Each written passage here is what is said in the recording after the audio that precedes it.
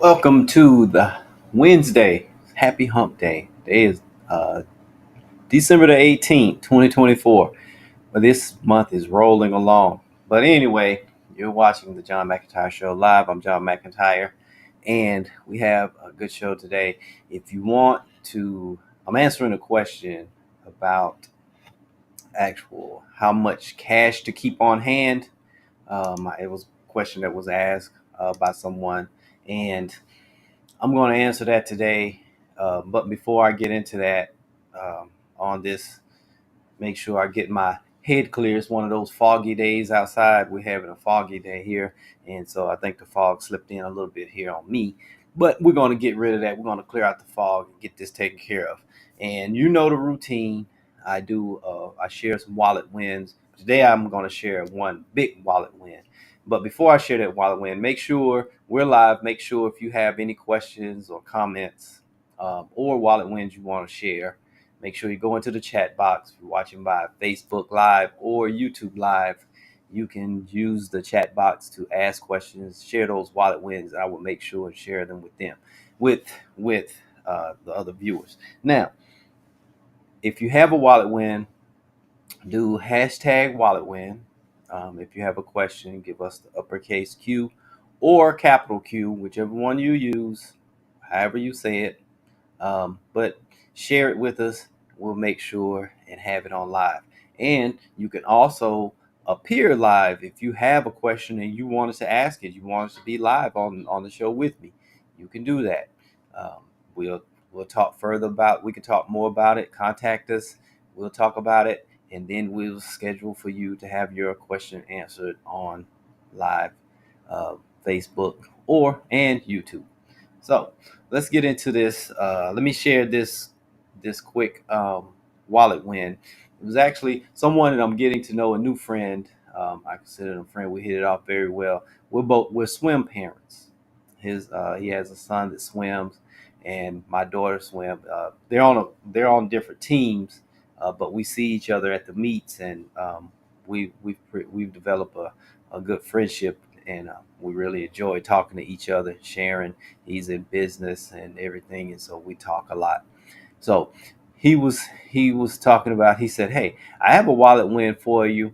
Uh, I said, "I can't give him a name, and there's a lot of things. He told me everything. He said, don't give him a name, don't do this." I was like, "Sure, we can do that. We can take care of that." But it was such a big wallet win. I was like, "Wow."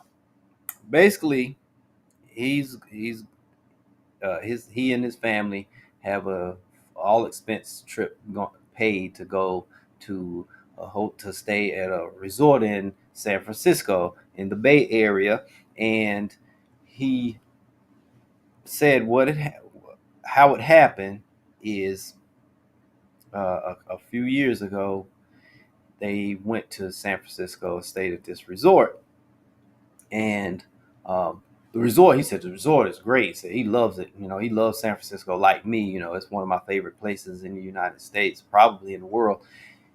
He said um, everything everything was great, is what they didn't know that was going on. Said it was some issue with the resort that the people didn't know that was going on at the time, and so they wanted to be very transparent and and live up to their brand, because it's one of those higher ended resorts, and said, you didn't know about it, we found out about it, and everyone that stayed in this particular time period, um, um, since in that particular year, we're inviting you back, all expenses paid, including airfare.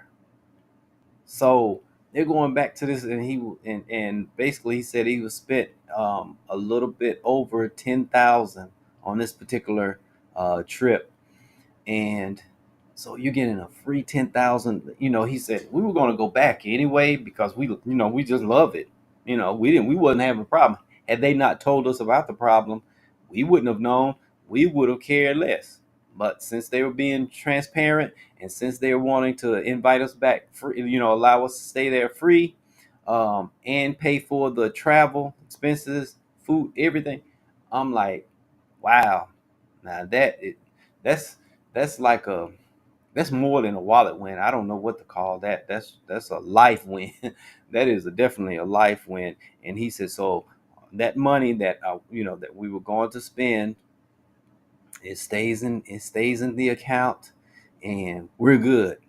I was like, wow, now that is a wallet win.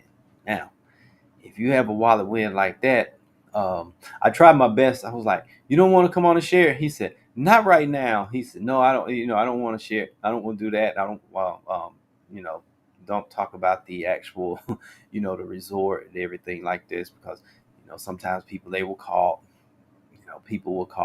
and try to do the scam thing, or something like that. So he said, we're all keeping it, um,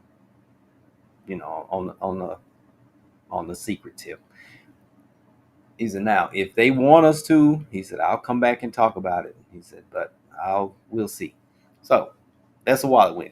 All right, let's get into today's question about um, how much cash should I keep on hand? It was a question. Now, how much cash you keep on hand? The short answer is whatever what's in your budget. Um, Monthly expenses and your emergency fund. That's all the cash you should keep. That's the short, sweet answer. But let's get a little bit more into it. I want to answer the question the way I would want someone to answer it for me. Andrea and I, Andrea McIntyre, she's been on the show with me, and we had a discussion back when I first started lives about this. You probably, we went very in depth about building a budget, and all of it. This question was answered in there. But for the sake of someone that took the time, they were not a viewer then. Um, I'm going to answer the question today, because it's also something good to think about going into the next year. These questions are very valuable because of the time of the year. It's just good timing. And so let me answer this here. First, your cash be held in two accounts: um, checking account, savings account. Checking account. Let's start with that one. Checking account, and um, and my favorite, we use a money market account because it gives more interest, a better return, higher interest rate, um, and you get the right checks from it. So it's like a hybrid. It's like a high yield savings account, which is the savings account I like to use, um, and checking account. So the checking account handles everyday situation, everyday transactions. It's your living expenses, your daily living expenses, or your monthly living expenses.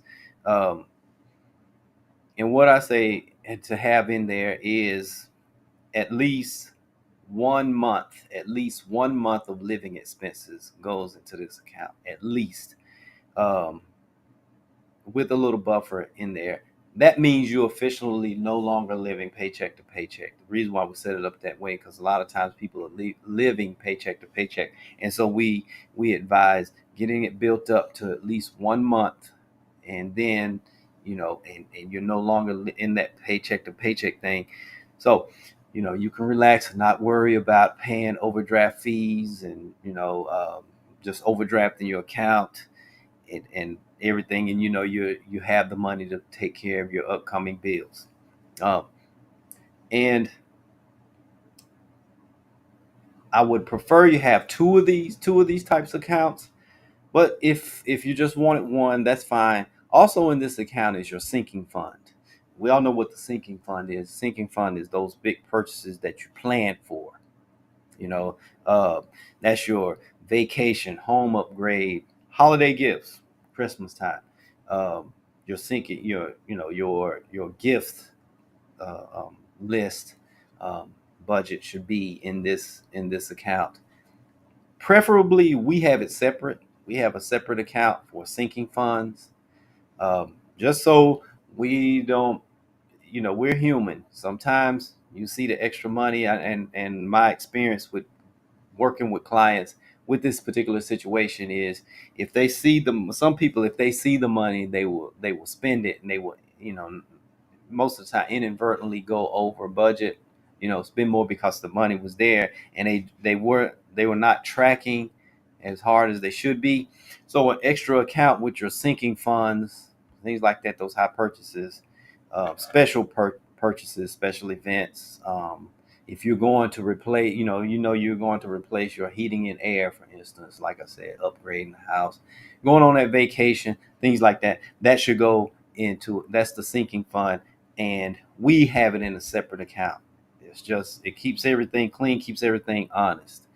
Because just think about it. A sinking fund itself, heating and air, which is usually a very large expense in a home, that can easily low end $10,000. So if you have that in there, and your expenses are covered, you may end up going into that. So that's why I say have it into a separate account. Banks allow you to have as many accounts as you want. Most banks do, especially when you explain what you're doing and why you're setting it up that way.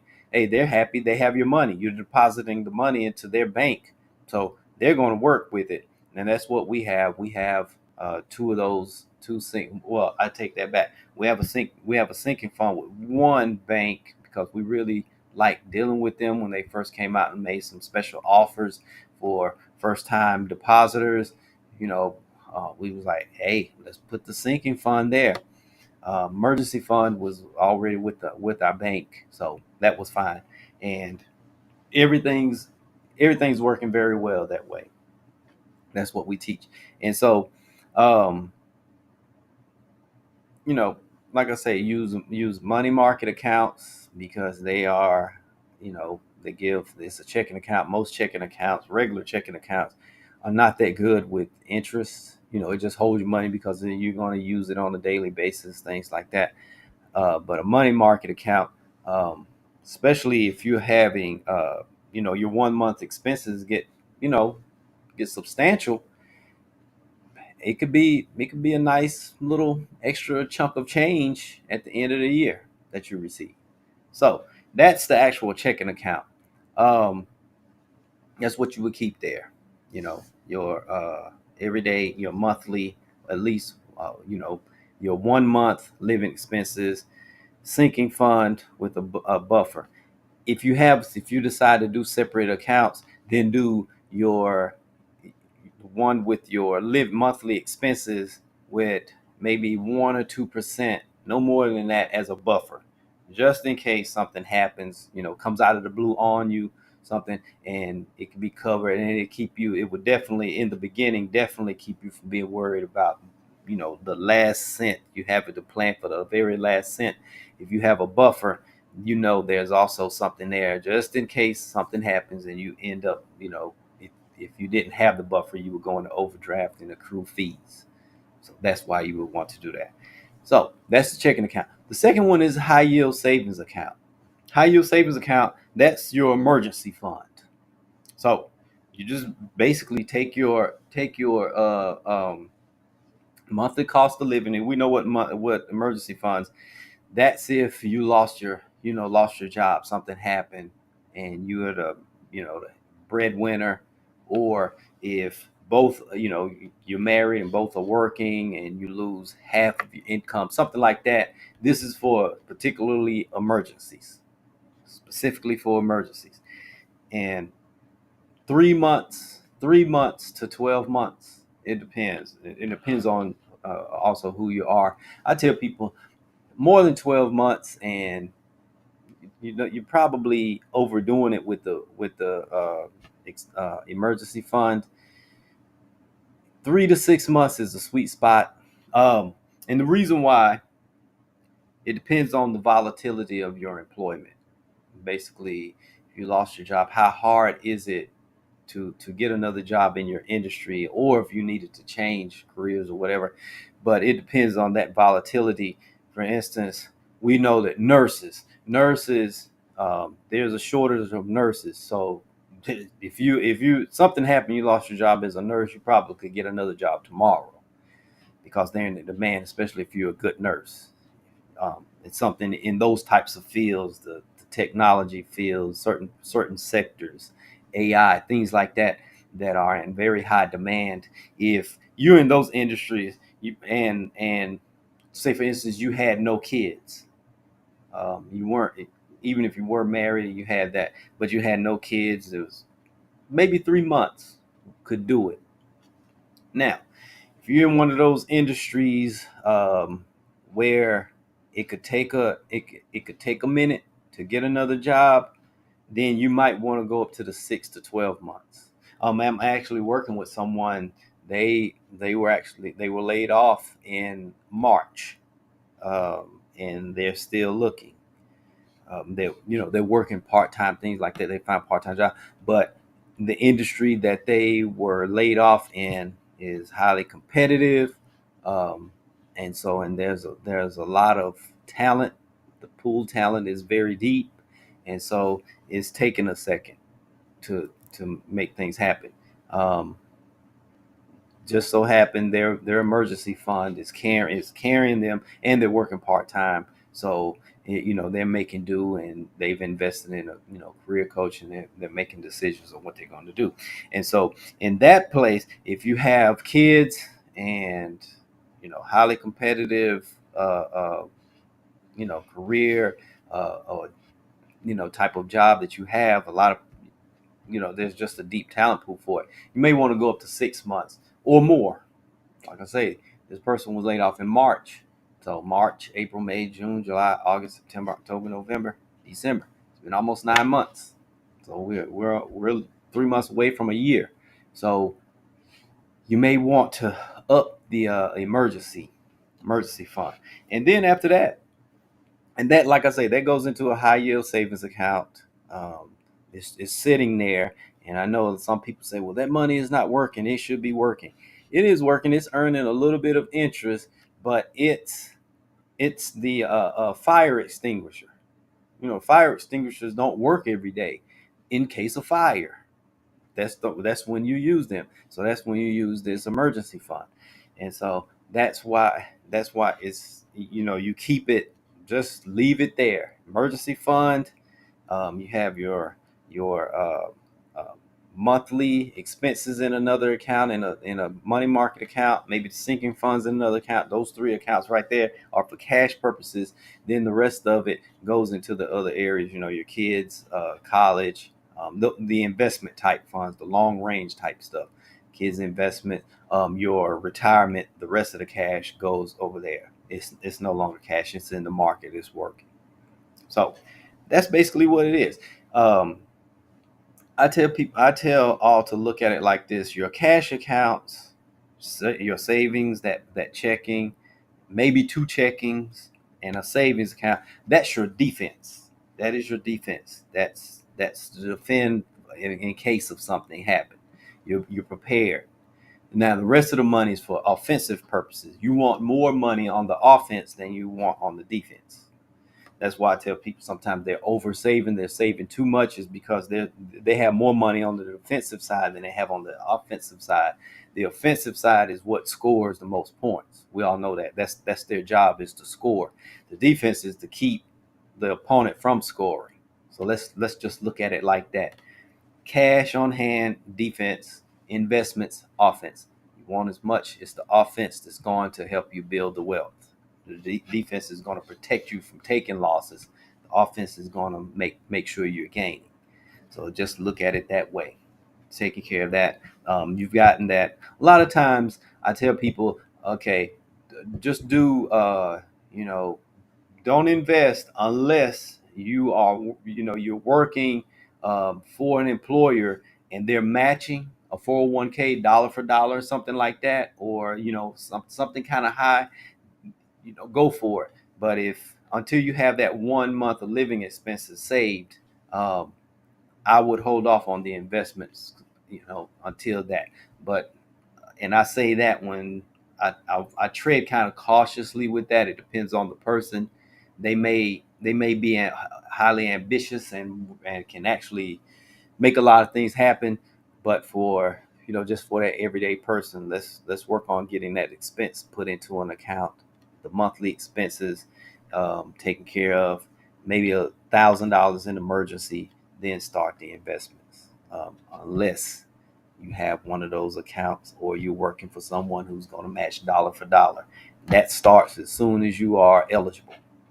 So, that being said, I hope that this information was useful. We're going to end it there. I'll be back tomorrow. I hope it was useful. If you have any questions you want to share, any wallet wins, questions, comments, you can visit us. It may be time for you to have that financial checkup. Get in touch with us. Our contact information is on the screen. I will be back tomorrow, same time, same channel. Have a good day.